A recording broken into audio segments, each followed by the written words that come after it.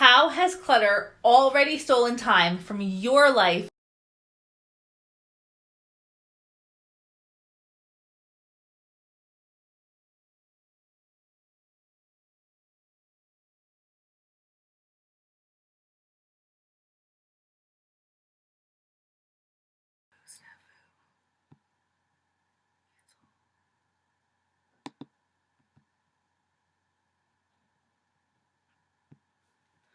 All right.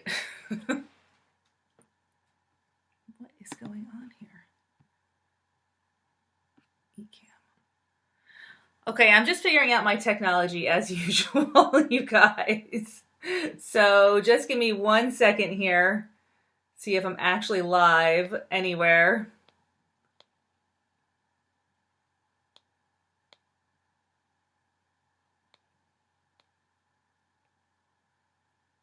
All right. So you get to see my. Okay, now we're getting somewhere. See if I'm actually live anywhere. How do I? Hi, Pat. How are you? I'm so excited to see you. Oh, I gotta turn that off. Okay, now we're getting somewhere. All right. Okay, so somehow I'm sharing my screen and I'm just like this tiny thing here. You guys, it's so hard to figure out this technology. I swear. Oh, I don't want to see that. Show that. How do I get to see this? Nope.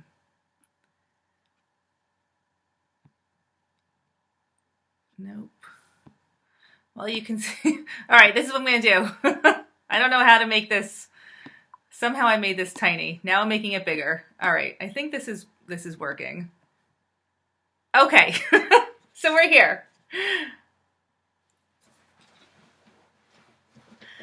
Yes, the hiker is me. That's when I was hiking the Grand Canyon a couple of years ago. Anyway, you guys, welcome to Ask Jess. It's my weekly video podcast. And every week we have technology issues, but hopefully that is the end of the technology issues for today. One day I am going to come on this Facebook Live with no technology issues, and then we're going to have a giant party because that's never happened ever.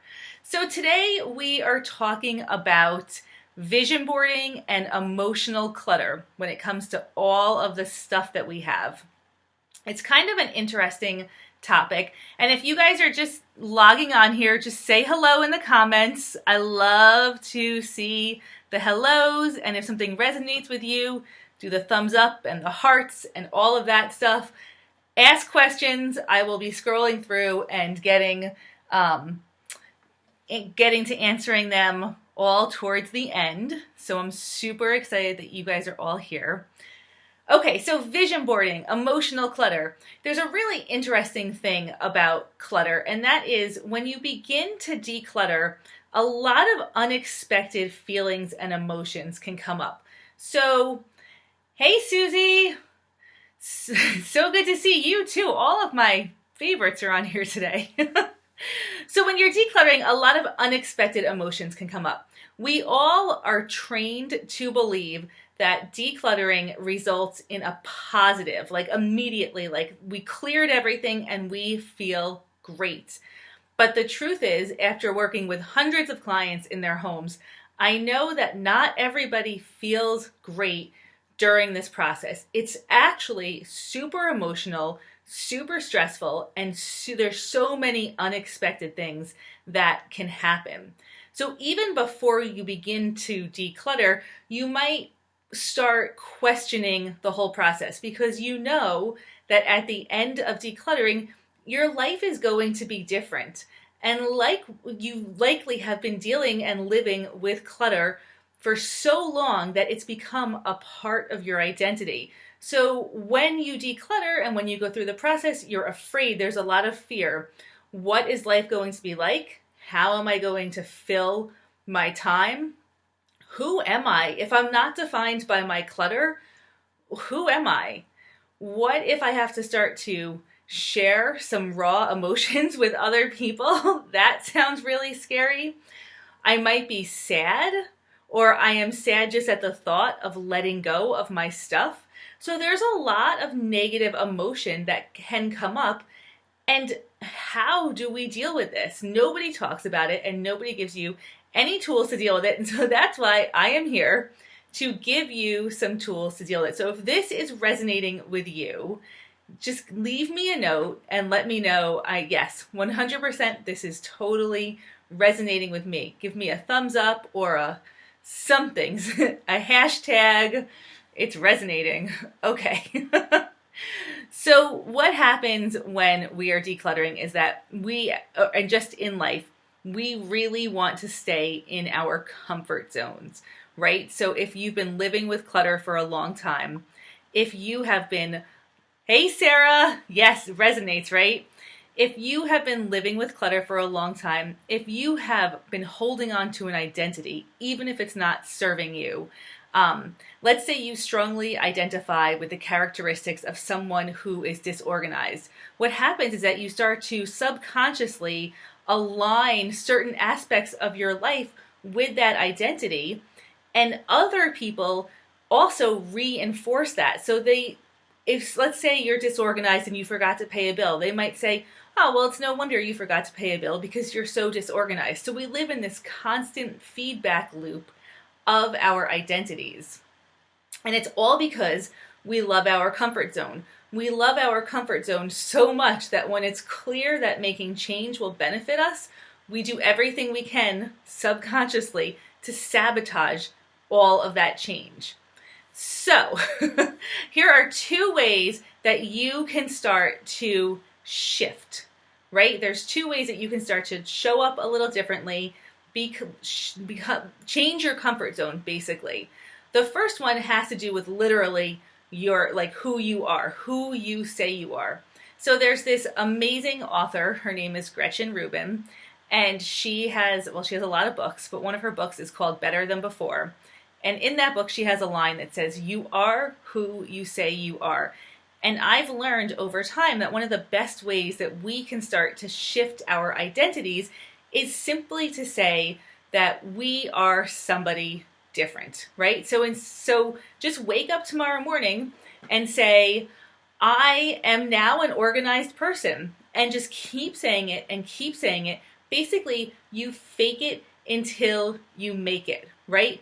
So keep saying it over and over again until it becomes who you are. And when other people start to reinforce an old identity, just say, nope, that's not me anymore. Now I am organized. And for the record, guys, I personally do not believe that you're either born as an organized person or you're not an organized person. Organization is a skill set that you learn. It's just a skill set. Now, some people might be more naturally inclined towards organization, just like some people are more naturally inclined towards the sciences or math. But at its most basic level, everybody can learn organization. Even when people have told me, I can't do something because I'm just naturally disorganized, they always have had one area of their life where they've said, oh, except I'm really organized in this area, right? So I really don't believe that anybody is just disorganized. I just think you haven't learned the skills to be organized. So if you want to start waking up tomorrow and saying, I'm an organized person, just do that. Wake up tomorrow and say, I am an organized person. So that's one way that you can start to shift your identity, is to fake it until you make it and just start showing up in your life, literally saying that you are somebody different. The really sort of funny thing about this is whenever I've had to shift my identity, it's always been a super big deal to me, but it turns out that nobody else cares nearly as much as me, right? Because we all care the most about ourselves, and we're all worried that other people are going to be thinking, oh my gosh, she used to be disorganized, now she's organized. You know what? No one cares. No one cares. So we hang on to all of these identities for so long because we're afraid of showing up as somebody new, and it turns out no one gives a you know what, right? Nobody cares as much about you as you care about you. So that's the first way that you can start to shift your identity before you even begin decluttering, you can start to feel the way that you want to feel at the end of the process before you even start. So when that feeling when you start to come into your home and there's less clutter and it feels good, you're used to feeling that way, right? So you're not going to self-sabotage because this feeling is now becoming more and more comfortable and familiar. Vision boarding is the other method that you can use, and the concept is really basically the same. So I started doing these vision boarding workshops because it was a tool that I was using with my clients when they were getting stuck at this like emotional point, right? Something was not clicking, so we would do a vision board. And I started doing vision board workshops in libraries and all over the place. You guys know I do a ton of workshops everywhere. And the funny thing, I went into my first workshop totally assuming that everybody there knew what a vision board was. Well, guess what? No, I go through this whole 30-minute long presentation about how vision boarding can be super effective. I have all the magazines, the scissors, the glue, everything. And then somebody raises their hand and they're like, what does a vision board look like? So just in case you don't know what a vision board looks like, I have a sample here. So this is a vision board that I made inside my journal for last year. And as you can see, basically, it's just pictures and words. So we gotta go that way. So just pictures and words. Pictures and words about your life. The process of vision boarding that is really great is if you can start to think it through. So a lot of vision boards, when people sit down to do vision boards, oftentimes they look for pictures that are a little bit too literal, right? So I'm going to give you an example. Let's say that your vision board that you're creating as a manifesting tool, because you've heard that it is this great manifesting tool where you can put pictures for your future and just look at it every day, and then all of a sudden that future is going to come true. So you've heard that vision boarding is amazing. You decide that in your future you want to be a millionaire, or you want to have you want to have more love in your life, or whatever it is. You're gonna find those pictures, put them on a piece of paper, put it where you can see it every day, and then magically it's going to happen. The problem with this is that if you are making a vision board, and let's say you want more money in your life, you find a picture of money and you put it on the vision board. Or let's say you want more love in your life, so you find a picture of a heart, and you put it on your vision board. This actually is not very effective because, and this goes back to what we were talking about just before, what creates change in your life is when you are able to not sabotage new feelings when they come in, right? So new feelings are uncomfortable, and we will stand in our own way when an uncomfortable feeling comes in, even if it's what our brain says we know that we want. We will still sabotage it because it doesn't feel normal to us. So when you're making a vision board, hi Linda, yes, you were at one of my workshops, right? And didn't understand the vision boards, but do you get it now? I hope. So when you start to create vision boards, what you really want to do is look for the pictures, the quotes, the words that represent how you want to feel when this all manifests in your life, right? So instead of a picture of money, think about how will you feel if you have more financial freedom in your life. How will that make you feel?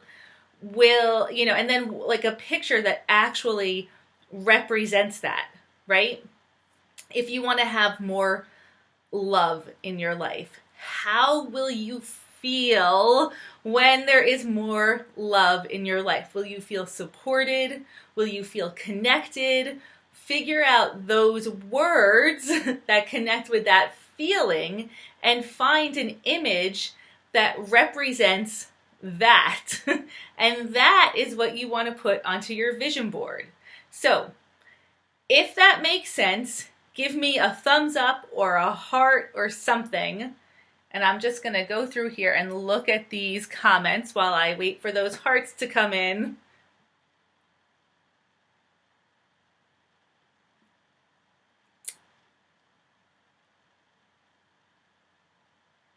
Yeah, Pat, the fear of ending up like your mother who was a hoarder. So, right, so there's a lot of fear that can come into this whole entire process, and fear can be paralyzing, right? So the one way to get over that fear is to start to feel, fake it till you make it. Feel the way that you want to feel at the end of the process. I'm seeing the hearts flying in. Thank you guys. So, if you're going to create a vision board, what I want you to do is gather up all of your supplies. I prefer to make smaller vision boards, just like the one that's in my planner, because the idea is that you want to see the vision board frequently. And when your eyes fall on that vision board, what I want you to do is connect inside of your soul, connect that feeling. So when you see the image of the way that you want to feel, I want you to stop, take a deep breath, and see if you can actually get that feeling inside of you, even for a split second. So you're just going to kind of look at the board, take 1 second, breathe deeply, and feel in your soul that feeling. So now, when things start to change in your home, when things start to change in your life, when that feeling shows up at that super unexpected moment, your body is going to be able to resonate with it because you have been practicing feeling it every single day up until this time. And you are not going to self-sabotage. So we're going to make small vision boards because I want you to be able to put the vision board someplace where you're going to see it frequently. And what I have noticed is that not everybody in your family loves your vision board like you love your vision board. So if you make this giant vision board, not everybody is going to want to look at that vision board, and you're going to have to hide it away someplace. So what you should do is make a small vision board. At my vision boarding workshops, we use scrapbooking paper, which is 12 by 12 inches, and that's a perfect size to put in your office, in your closet. You could even make a really small one and put it in your car. Anywhere where, and you can make as many vision boards as you want. You don't have to stick to just one. You could make a vision board about one specific thing, or you can make a vision board about everything, whatever it is. Make as many vision boards as you want. Make small vision boards, and really, you're gonna gather all your stuff, your paper, your scissors, your glue, your tape. Grab some magazines. Now, if you don't know where to get magazines, here's a tip from a professional organizer. Use your community. Post on Facebook and say, does anybody have extra magazines that I can have? I am certain that everybody has extra magazines that you can have. In fact, recently at my last vision boarding workshop, somebody asked me about all the money I spend buying magazines. I have never purchased a magazine in my life. All I do is post on Facebook. I say, does anybody have any magazines? Somebody says, I have 200 magazines. Come get them. I go over there. I get the magazines. And that's how you get magazines. So post on Facebook. Do not purchase any new magazines. There should be no layout of money involved in manifesting your future life. You're going to go get the magazines, have all your supplies together. You're going to set yourself up for a successful vision boarding session by putting on some nice music, pour yourself a cup of tea or a glass of wine, set aside the time to focus on the future. And I actually, on my website, I have a downloadable guide for all of this. So you can head over there, prioritizeyoursanity.com. After this, I'm going to upload it right after this, so it'll be available in about an hour. I have a whole process that walks you through it. But you're going to sit down, you're going to think about the past, some identities that you might want to shift, kind of how you want to start showing up a little bit differently in your next iteration of you starting tomorrow, right? You're going to think about how you want to shift your identity. You're going to really zero in. focus on the way you want to feel when this change happens in your life. How do you want to feel? You're going to find images that resonate with that feeling, and you're going to cut them out, images, text, quotes, whatever, and create a beautiful little vision board that you're going to put someplace where you see it every day. So that's what I have for vision boarding. And I have one more thing that I am really feeling like I should share because it's been on my mind so much lately. And usually when things keep showing up in my brain, it means I need to tell, somebody needs to hear this. So I am going to go ahead and share it right now. Okay, I just have to get the right words. So basically, sometimes when we have a lot of clutter in our house, or when we even if it could just be like a little bit of clutter, clutter can represent memories, right? That's one reason that we hang on to clutter, especially memorabilia and sentimental items. They all are representing memories. So what is a memory? A memory is a story. So write that down. A memory is a story. One way that you can help yourself to bridge your old identity to your new identity, to feel more comfortable with letting go of stuff, is to share your story. So clutter sometimes is a very physical way that we are not sharing our stories. And this is like basically like therapy, right? You go to a therapist, you share your story, you feel better.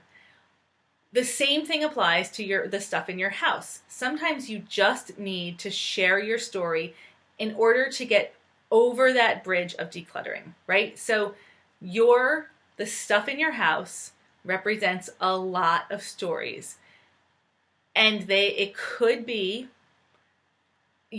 be holding on to that stuff because you've been putting off telling your story, sharing your story, sharing your relevant story with other people for a very long time. So if you need to hear this message right now, I encourage you to share your story. Clutter represents memories. A memory is a story. If you share your story, you can start to break those chains that are holding you to the clutter. So, sharing your story can be really difficult and really hard. If that's something that, if I said this, if you just listened to me say this, and it felt uncomfortable to you, that probably is a sign that you have a story that needs to be shared. Sometimes it would be appropriate to find a very good therapist and go share your story that way. Other times you can just tell a friend or a family member. If you are looking for an outlet to share your story, I want you to know that in my private Facebook group, which is Prioritize Your Sanity, you are welcome to come in there and share your story. It is a completely judgment-free zone. We are all there just to support each other. And if you need to share your story and you have no other place to go, or you want to do it this way, you are invited and welcome to share it there. Okay, Pat says, wow, this is just what I needed to hear. I've been in my mom's house for 7 weeks. I have a lot of stories to share. Pat, you have been on my mind. I have been sending you love every single day, thinking about the process that you are going through. Sarah, raising your hand, come into the group and share the story if you want to, if you're so moved, or just find a friend, tell somebody. I have a new term, you guys. It's called Clutter Buddy. Find a clutter buddy and tell your story to your clutter buddy. Everybody needs a clutter buddy. Okay, so I feel like that was like a big, enormous weight that I've been carrying around, wanting to say that for the last, I don't know, couple of days. It's just been sitting there on the tip of my tongue. It feels good to tell my story. That is what I have for you guys today. So this was my video podcast, Ask Jess, about all things clutter. If you missed this live, I have all of my video podcasts are on YouTube. So they're all uploaded there. You can see I have them on a playlist so you can go through all of them.